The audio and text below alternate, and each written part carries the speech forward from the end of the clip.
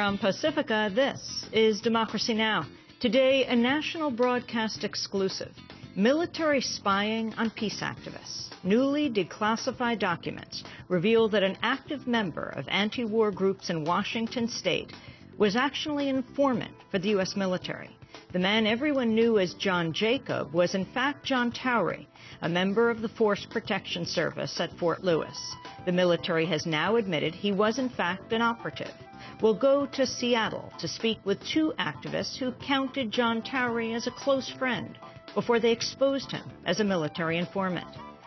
Is this a violation of Posse Comitatus, the law that bars the use of the armed forces for law enforcement inside the United States?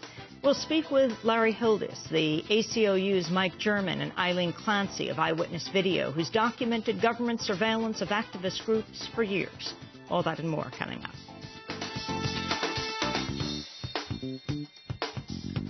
Welcome to Democracy Now!, democracynow.org, The War and Peace Report. I'm Amy Goodman. President Obama's plan to overhaul the nation's health care system and create a public insurance option has been dealt a possible setback in the Senate. A bipartisan group of 6 senators on the Senate Finance Committee has been working in secret for weeks to draft an alternative to Obama's plan.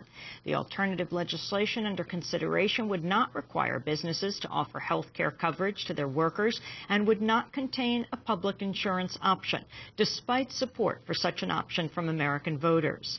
The Senate legislation was drafted during meetings in the office of Montana Democrat Max Baucus, the chair of the Senate Finance Committee. The senators crafting the legislation have received support in their secret efforts from the U.S. Chamber of Commerce. Last month, the Montana Standard reported Max Baucus has received more campaign money from health and insurance industry interests than any other member of Congress.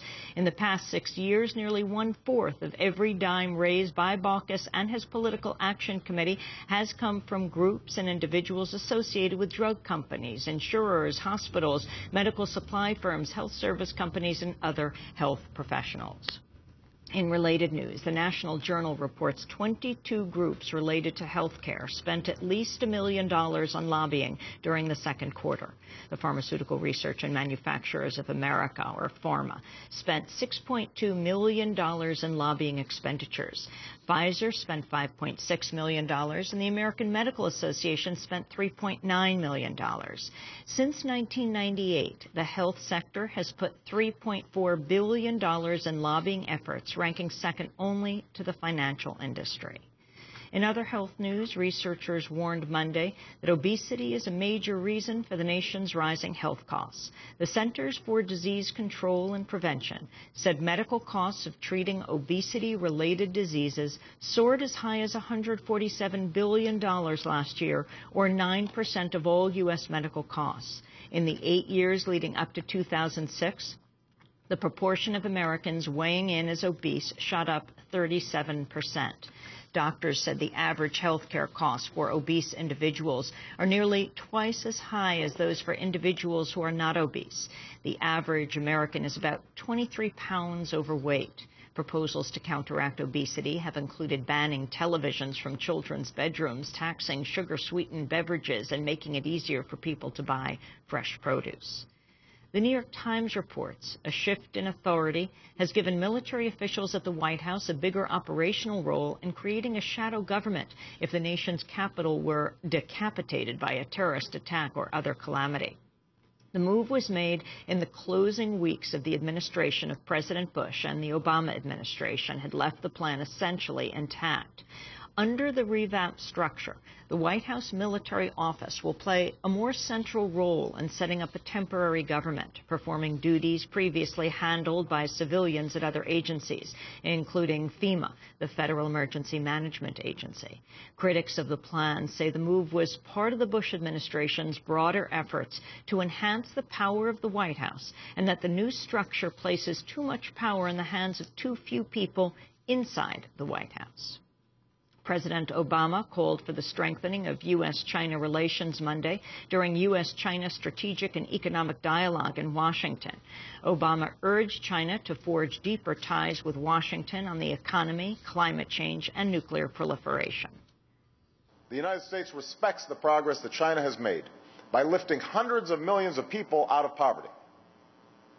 Just as we respect China's ancient and remarkable culture, its remarkable achievements, we also strongly believe that the religion and culture of all peoples must be respected and protected, and that all peoples should be free to speak their minds.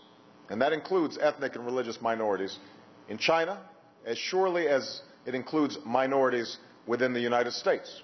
China is the world's biggest holder of U.S. Treasury bonds, which heightens Beijing's influence over Washington. The Financial Times reports Chinese officials discussed on Monday a desire to reform the international monetary system in closed-door meetings. In March, China's central bank governor floated the idea of a new reserve currency to replace the dollar. Defense Secretary Robert Gates has arrived in Iraq on an unannounced trip. Gates is meeting Iraqi Prime Minister Nouri al-Maliki and discussing possible arms deals. Iraq has expressed interest in purchasing F-16 multi-role fighter jets built by Lockheed Martin. Gates also discussed arms deals while in Israel. At a news conference, Gates said, quote, "We will continue to ensure that Israel has the most advanced weapons for its national defense." On July 1st, Israel formally submitted a letter outlining its intention to buy the F-35 Joint Strike Fighter, also made by Lockheed Martin. As President Obama escalates the presence of U.S. troops in Afghanistan, the military may hire a private contractor to provide full-time security at dozens of bases there and protect vehicle convoys traveling in the country. The Army published a notice on July 10th notifying security contractors that it was considering a contract for theater-wide security. Robert Gates has called private contractors vital to supporting U.S. bases in Afghanistan, contradicting earlier claims that he intended to decrease their presence in U.S. military operations, and despite continued controversy over the conduct of private contractors in Iraq. The Senate Judiciary Committee is preparing to vote today on the nomination of Supreme Court nominee Sonia Sotomayor. Several Republicans on the panel, including Jeff Sessions of Alabama and Chuck Grassley of Iowa, say they'll vote against her, but Republicans do not appear to have enough support to block her confirmation. The Wall Street Journal reports an Obama administration effort to reduce home foreclosures by lowering the mortgage payments of struggling borrowers is failing to help as many people as expected. Administration officials have summoned executives of 25 mortgage servicing companies to Washington today to discuss efforts to help borrowers. Bank of America is only this month beginning to implement the Obama plan for all at-risk borrowers. Wells Fargo didn't begin offering some at-risk borrowers loan modifications under the Obama plan until early June. Meanwhile, the Washington Post reports government initiatives to stem the country's mounting foreclosures have also been hampered because banks and other lenders in many cases have more financial incentive to let borrowers lose their homes than to work out settlements. The country's second-largest telecommunications firm, Verizon Communications, has announced plans to cut more than 8,000 jobs. The company made $1.4 billion in the second quarter. The company laid off the same number of workers last year as well. The Cambridge Police Department has released the 9/11 tapes in the Henry Louis Gates case. Gates, the African-American Harvard scholar, arrested inside his home after police responded to a report of a possible break-in and entering in his home in Cambridge, Massachusetts. On the 9/11 call, the woman told the dispatcher she saw two men trying to barge into a home, but said she had no idea if the two men were breaking in. She did not say that either of the men were black. One of the men turned out to be Gates trying to get into his own house. 17 Ware Street. It's a house. It's a yellow house. Number 17. I don't know if they live there and they just had a hard time with their key, but I did notice that they kind of used a shoulder to try to barge in, and they got in. I don't know if they had a key or not because I couldn't see from my angle. But, you know, when I looked a little closely, that's when I saw... Hispanic. Are they still in the house? They're still in the house, I believe, yeah. Are they white, black, or Hispanic? Well, there were two larger men. One looked kind of Hispanic, but I'm not really sure. A new study warns of the dangers of texting and driving. The Virginia Tech Transportation Institute found that truckers who were sending text messages on their phones were 23 times more likely to be involved in a collision than when they weren't texting. Despite the danger, texting while driving is still legal in 36 states. A boat carrying Haitian migrants capsized and sank off the Turks and Caicos Islands. Up to 85 people are missing. Rescuers found 113 survivors stranded on 2 reefs. The boat had been at sea for 3 days.